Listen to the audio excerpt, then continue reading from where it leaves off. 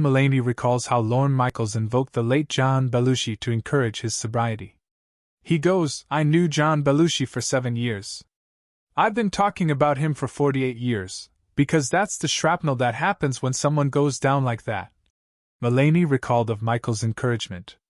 At the height of his addiction, John Mulaney says his former Saturday Night Live boss, Lorne Michaels, shared the story of late comedian John Belushi's death in an effort to remind him of what was at stake.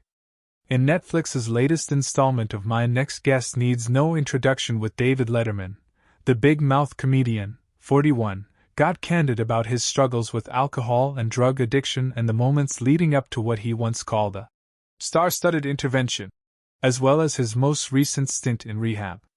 During one particular day in rehab, Mulaney said he received a call from the legendary SNL creator.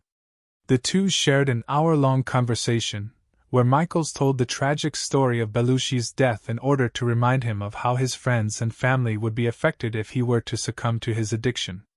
He goes, "I knew John Belushi for 7 years.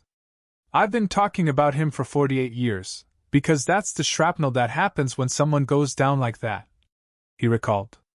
John Mulaney says Olivia Munn and Baby have helped save me from myself in recovery journey. And he goes, "You know, John didn't want to die. You know, he didn't plan to. Just because it's a story, just because it's sort of set in stone like history, people don't want to die from this." Mulaney continued of his conversation with Michaels. Belushi, who was one of the 7 original cast members on Saturday Night Live, died in 1982 from combined drug intoxication after he was injected with a narcotic cocktail consisting of heroin and cocaine. Also during his interview with Letterman, Mulaney recalled some of his days in rehab.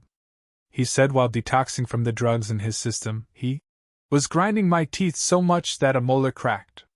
After spending 4 days at the treatment center, the comedian confessed that he told his doctor he was ready to return to New York City. That is until his doctor said something that changed his mind. He didn't argue or anything, he just went, "John, we both know how this movie ends." And that was it. And I just kind of nodded and went back to my room and stayed. He recalled of the impactful moment.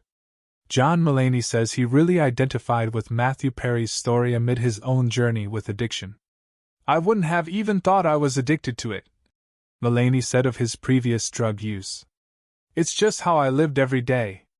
So you wake up, take a couple of Adderall, feel there's too much of an edge, take half a Klonopin, got a little too sleepy, have to finish a script, and then get on the phone, take another Adderall. The Adderall's wearing off, which is not the best feeling, so let's just take one Adderall with a half a Xanax, and just ride that all day long."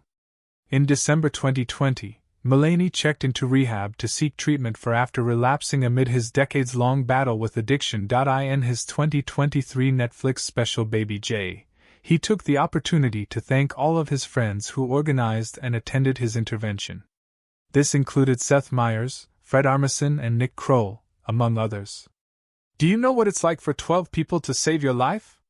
It's too many people," Mulaney joked during the special. "There are 12 separate people out there who, if I'm at dinner with them, I have to be like, 'No, I got that. Come on. You saved my life.'"